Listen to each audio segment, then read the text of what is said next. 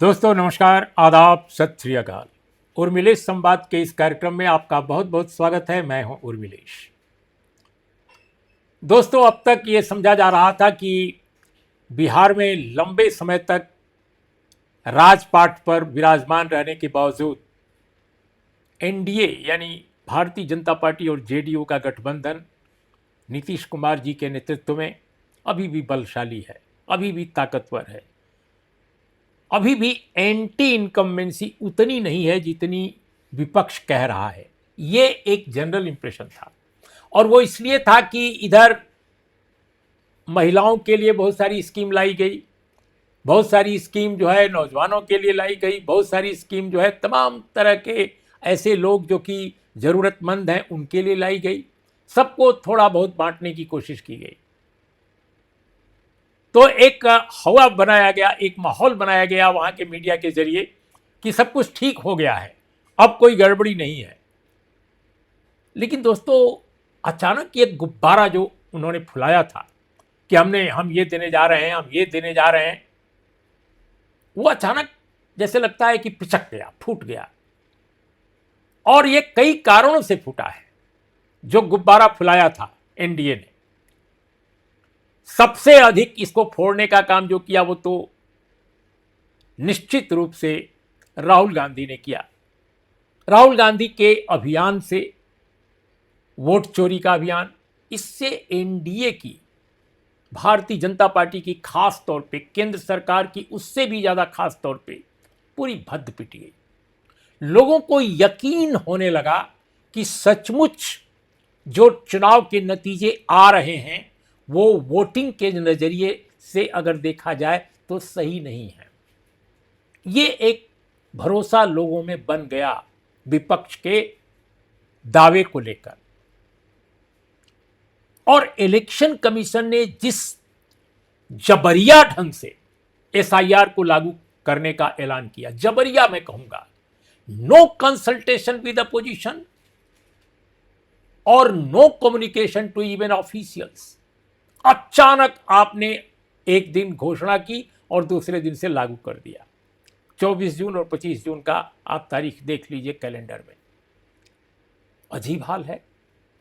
Revision कर रहे हैं, स्पेशल रिवीजन कर रहे हैं, इंटेंसिव रिवीजन कर रहे हैं वोटर लिस्ट का, और किसी को खबर नहीं। ऑल ऑफ सडन जब आरटीआई से मांगा गया कि भाई कब डिसीजन हुआ, क्या फाइल पर नोटिंग है, कौन कौन लोग इस मीटिंग में मौजूद थे जहां ये टॉप फैसला लिया गया, नो फाइल, नो नोटिंग, कोई जवाब नहीं। और ज्यादा ये मामला गर्म हो गया। संदेह के बाद संदेह के सवाल और उठने लगे। तो राहुल गांधी नंबर 1, एक तो वो है जिसमें कि तेजस्वी यादव, दीपांकर भट्टाचार्य, सबका योगदान है, जिन्होंने पूरे बिहार में यात्रा की, बिहार के बड़े हिस्से में। और उस यात्रा ने एनडीए को बहुत कमजोर किया बिहार में। अब एनडीए करे तो करे क्या? जो कुछ योजनाएं उसने चलाई थी या ऐलान किया था कि हमारी फिर सरकार आ जाएगी तो हम ये देंगे, ये देंगे, ये देंगे, और कुछ तो ऐसी योजनाएं थी कि कहा कि हम अब बस बांटने जा रहे हैं, हो सकता है बंटा भी हो। लेकिन डिस्पाइट ऑफ ऑल दीज, इसके बावजूद कि बहुत कुछ आपने देने का वादा किया, लाभार्थी बनाने की योजना की। लाभार्थी तो वैसे भी बहुत लोग हैं। आजकल सरकारें जहां बनती हैं वहां पहले आदमी को नागरिक नहीं बनाती हैं, वहां लाभार्थी बनाती हैं। ऐसा लगता है कि वो एहसानमंद लोग बने रहें, चाहे सरकारें जैसे भी चलें, देश के साथ अत्याचार करें, समाज के साथ अत्याचार करें, शिक्षा के साथ, स्वास्थ्य के साथ, आपके जीवन के साथ, आपके पर्यावरण के साथ जो भी कर लें, लेकिन आपको अनाज मिलता रहे, आपको 2-4 पैसे मिलते रहें, 2000-4000 पैसे मिलते रहें। बस राजा और प्रजा के बीच का रिश्ता बना दिया गया है इस देश में, इलेक्टेड गवर्नमेंट और नागरिक के बीच का।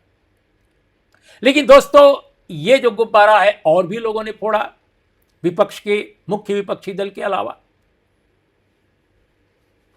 अब एक प्रशांत किशोर है। अब तक ये माना जा रहा था कि प्रशांत किशोर जो हैं, संदेह था कि किसके लिए खेल रहे हैं, क्या गेम प्लान है उनका, क्या पॉलिटिक्स उनकी है। बहुत सारे लोग मान रहे थे कि शायद बीजेपी की मदद वो करेंगे, क्योंकि बीजेपी के साथ उनका बहुत पुराना रिश्ता है, राजनीति में उतरने से बहुत पहले का, जब वो चुनाव के संचालन में लोगों को सलाह दिया करते थे कैसे चुनाव जीते। सबसे पहले उन्होंने मोदी जी के ही लिए काम किया गुजरात में, जब वो बाहर से आए थे तो लोग जोड़ने लगे। लेकिन हम जैसे जर्नलिस्ट हवा में नहीं जाते, न तो हम कोई आग्रह बनाते हैं न पूर्वाग्रह बनाते हैं। जो तथ्यतः दिखाई देता है उसी की रोशनी में हम बात करते हैं।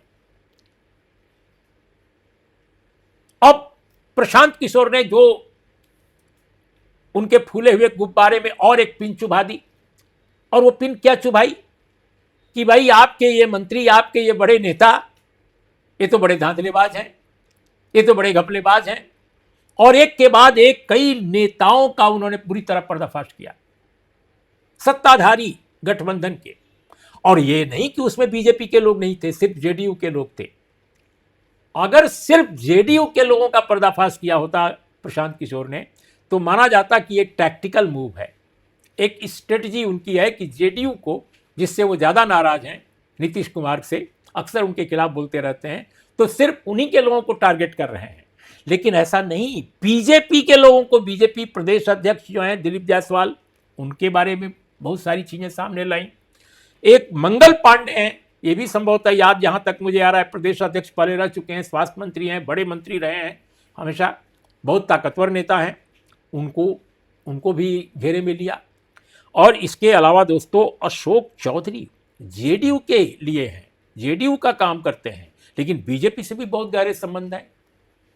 सभी जानते हैं नीतीश कुमार के इर्द गिर्द जो लोग हैं, 2-3 चौधरी हैं, इसके अलावा अन्य लोग हैं, तो इन सबको उन्होंने एक्सपोज किया बुरी तरह। अब चौधरी साहब सम्राट चौधरी हैं, वो तो भारतीय जनता पार्टी के मुख्यमंत्री पद के अपने कुछ चेहरा मानते हैं, हालांकि अभी घोषणा नहीं की है बीजेपी ने कुछ, लेकिन मानते हैं कि चीफ मिनिस्टर वो बन सकते हैं, बहुत सारे लोग मानते हैं। सम्राट चौधरी की पोल उन्होंने खोली और क्या क्या नहीं कहा, नाम में फेरबदल करना, सर्टिफिकेट में फेरबदल करना, पढ़ाई के बारे में गलत बयानी करना, न जाने क्या क्या बातें उन्होंने कही। और वो उनका दावा है कि सब कुछ डॉक्यूमेंट्री उनके पास एविडेंस है। सम्राट चौधरी बेचारे कुछ कह नहीं पा रहे हैं, और कह भी रहे हैं तो सिर्फ बयानबाजी कर रहे हैं। तो ये जो चीज़ें सामने आई, दिलीप जायसवाल, सम्राट चौधरी, मंगल पांडे, अशोक चौधरी, इसके बाद तो मैं समझता हूँ कि गुब्बारा में थोड़ी बहुत जो हवा बची थी वो भी टाइम फिस। और प्रशांत किशोर के बारे में भी जो एक धारणा थी लोगों में कि इनका गेम प्लान क्या है, अब वो समझ में आ रहा है कि भाई जो भी है वो तेजस्वी यादव, कांग्रेस का जो गठबंधन है उसके भी खिलाफ हैं, उसकी भी आलोचना कर रहे हैं, और बीजेपी का तो ये भंडाफोड़ कर ही रहे हैं, जेडीयू का। अब वो चुनाव में एग्जैक्टली क्या उनकी भूमिका है, चुनाव में लोग उनको किस प्रकार लेंगे, वो बात की बात है, उस पर हम आज कहानी नहीं कहने जा रहे हैं। लेकिन हमारा जो आज कहना है कि उनके पर्दाफाश से बीजेपी जेडीयू का बहुत बड़ा नुकसान हुआ है। नंबर 1 नुकसान तो राहुल गांधी और तेजस्वी यादव की जोड़ी ने किया, दीपांकर भट्टाचार्य के लोगों ने किया, सब ने मिलकर जो एक बड़ा अभियान चलाया एसआईआर और वोट चोरी का। दूसरा प्रशांत किशोर ने किया, और तीसरा जो बचा खुचा जो बचा, अगर देखा जाए तो सबसे अधिक दोस्तों इस वक्त जेडीयू के अंदर एक बिखराव दिखाई दे रहा है। उसके नेता भाग रहे हैं, बेगूसराय के नेता ही नहीं, कई अन्य क्षेत्रों में भी लोग जो हैं जेडीयू छोड़ करके और कांग्रेस की तरफ जा रहे हैं, कोई आरजेडी का दामन थाम रहा है। तो जेडीयू को जो समझा जा रहा था कि डिस्पाइट ऑफ तमाम परेशानियां जो नीतीश कुमार जी के सामने व्यक्तिगत उनकी अपनी हैं, स्वास्थ्य को लेकर या उनकी सक्रियता को लेकर, इसके बावजूद उनका चेहरा दिखाई देता रहेगा, तो जेडीयू जिंदाबाद रहेगी, क्योंकि एक्सट्रीम बैकवर्ड कम्युनिटी के वोटों का सवाल है। लेकिन दोस्तों अब वो स्थिति नहीं है। एक्सट्रीम बैकवर्ड कम्युनिटी, जिसको बिहार में ईबीसी कहते हैं, और जिसकी संख्या बैकवर्ड कम्युनिटी से ज़्यादा है ओबीसी कम्युनिटी से संख्या प्रतिशत में, अब उसके नेता भी दामन छोड़ रहे हैं नीतीश कुमार का। ये बहुत ही अद्भुत घटना है, और कई जिलों में ऐसा हो चुका है।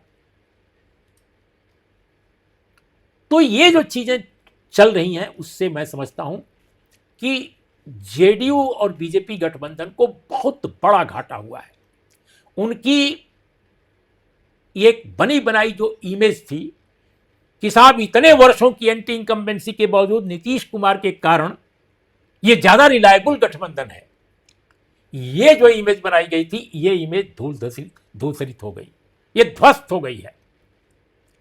सच पूछिए तो एनडीए को एकजुट रखने वाला जो एक खूंटा था, खूंटा समझते हैं ना, बिहार में काफी प्रचलित है, ईस्टर्न यूपी में भी खूंटा, तो ये जो खूंटा था जिसमें सब बंधे रहते थे वो एक तरह से नीतीश कुमार जी थे।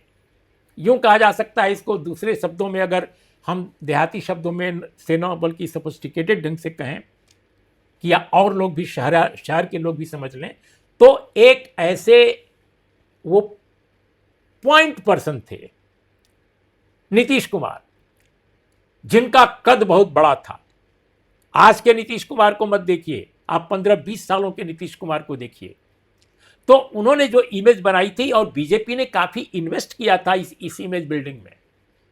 जेडीयू ने जितना किया उससे ज्यादा बीजेपी ने किया, उससे कम बिहार के अपर कास्ट जो हिस्से हैं आबादी के, उन्होंने कम नहीं किया था। इन्वेस्ट का मतलब पैसे रुपए से नहीं है मेरा मतलब, जोर लगाया, सारा एनर्जी लगाया कि नीतीश कुमार को खड़ा करके लालू यादव और उनके गठबंधन को ध्वस्त किया जा सकता है।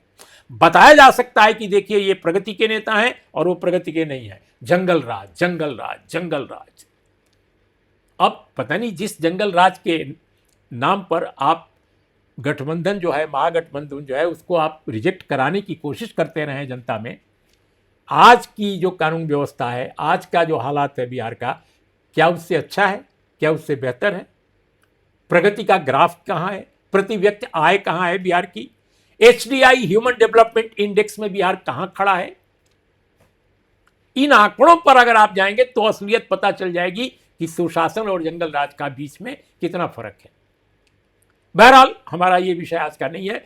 असल विषय यह है कि नीतीश कुमार पॉइंट पर्सन नहीं रह गए हैं, वह केंद्र नहीं रह गए हैं, वह केंद्र जो पूरे एनडीए को बांध कर रख सके, आकर्षक चेहरा जिसको लोग भरोसा जिस पर कर सकें। अब मोदी जी और अमित शाह के लिए तो वोट नहीं देना है ना वहां बिहार में, वो तो केंद्र की सरकार का जब चुनाव होगा तब लोग देखेंगे। तो मुद्दा क्या बचा है प्रगति का? कोई मुद्दा तो नहीं बचा है सिवाय लाभार्थी बनाने के। वो आप अनाउंस कर चुके हैं, वो अनाउंस कर चुके हैं, लेकिन जनता उस पर नहीं जा रही है। लोगों को लग रहा है इनकी सरकार नहीं आएगी तो ये लाभार्थी क्या होगा, हमें तो फिर जो महागठबंधन है उससे लेना पड़ेगा, और वो देने को तैयार भी हो जाएगा। लेकिन असल कहानी ये है कि नीतीश कुमार के होने के बावजूद उनके चेहरे का जो विलोप है, विलुप्त चेहरा जो हो रहा है, एक अल्टरनेटिव के तौर पे या एक कंटिन्यूटी के रूप में बरकरार एक चेहरा कि भाई इनको देखिए और वोट दीजिए, वो चेहरा नहीं रह गया है। लोगों को लगता है कि नीतीश जी से अब नहीं हो पाएगा, ऐसी सरकार नहीं चल पाएगी जिसमें नीतीश कुमार जो चाहे वो करें। लोगों को लगता है कि उनको केवल एक सामने रख दिया गया है मुखड़ा, और काम कोई और कर रहा है, सरकार कोई और चलवा रहा है, खेल कोई और कर रहा है, और खिलाड़ी का नाम और खिलाड़ी का चेहरा किसी और को दिखा रहा है। यह बात बिहार के लोगों में घर कर गई है, इसलिए धराशायी हो रहा है पूरा का पूरा एक्सट्रीम बैकवर्ड कम्युनिटी का वो पूरा आधार जो नीतीश कुमार के साथ एक जमाने में जिसका बड़ा हिस्सा जुड़ा हुआ था। एक बहुत ये बड़ी घटना है। और इसके साथ एक बात और मैं कहूँगा, बीजेपी में कोई ऐसा चेहरा नहीं है जो पूरे प्रदेश में एक्सेप्टेबल हो जैसे नीतीश कुमार जी थे। जेडीयू में भी कोई ऐसा चेहरा नहीं है नीतीश कुमार के बाद जो पूरे बिहार में एक्सेप्टेबल हो। जबकि अगर आप देखिए गठबंधन में तो Tejashwi Yadav deputy chief minister रह चुके हैं और एक पॉपुलर चेहरा है। उन पर और सब आप सवाल उठा सकते हैं कि उनकी ये कमियां हैं, उनकी ये कमियां हैं, लेकिन तेजस्वी यादव एक डिप्टी चीफ मिनिस्टर के रूप में निस्संदेह सम्राट चौधरी और विजय कुमार सिन्हा के मुकाबले बहुत ऊपर उनकी स्थिति है, उनकी हैसियत है। बहुत सारे काम किए, एम्प्लॉयमेंट से लेकर के और जातिवार जनगणना तक बहुत सारे उनके पास कहने को है। तो ऐसी स्थिति में मैं समझता हूं कि बीजेपी के पास कोई चेहरा नहीं है, गठबंधन के पास कोई चेहरा नहीं है नीतीश कुमार के अलावा, और नीतीश कुमार अब चेहरा नहीं रह गए हैं, लोग एक्सेप्ट नहीं कर रहे हैं। तो क्या मुद्दा है जिस पर बीजेपी चुनाव लड़ेगी और जेडीयू चुनाव लड़ेगी? सिर्फ यही कि मोदी जी की माता जी का अपमान हुआ है? अरे भाई, कितने दिन तक अपमान अपमान गाएंगे? यहां तो न जाने कितनों का अपमान हो रहा है। बिल्कुल हम सब ने निंदा की थी उस घटना की, लेकिन क्या वो पूरे बिहार के लिए एक राजनीतिक मुद्दा है? क्या मुद्दा वो इतना बड़ा कि पूरा चुनाव विधानसभा का जीता जा सके? सबने अफसोस जताया, सबने निंदा की उस घटना की, लेकिन न तो वहां तेजस्वी थे, न तो वहां राहुल थे। तो उसको कितना भावुक बनाएंगे लोगों को भाई? इसलिए दोस्तों, मुझे ऐसा लग रहा है कि पिन चुभा दी गई है, तीनों तरफ से गुब्बारा फट गया है। अब मुश्किल है, अब देखना है आगे क्या होता है। देखिए, कल कांग्रेस की वर्किंग कमेटी की मीटिंग पटना में है, उसमें क्या क्या होता है। बहुत सारे डेवलपमेंट बिहार में हो रहे हैं, और इस बीच में एसआईआर का 30 सितंबर को लिस्ट भी आ रही है। तो आज इतना ही दोस्तों, नमस्कार, आदाब, सत श्री अकाल।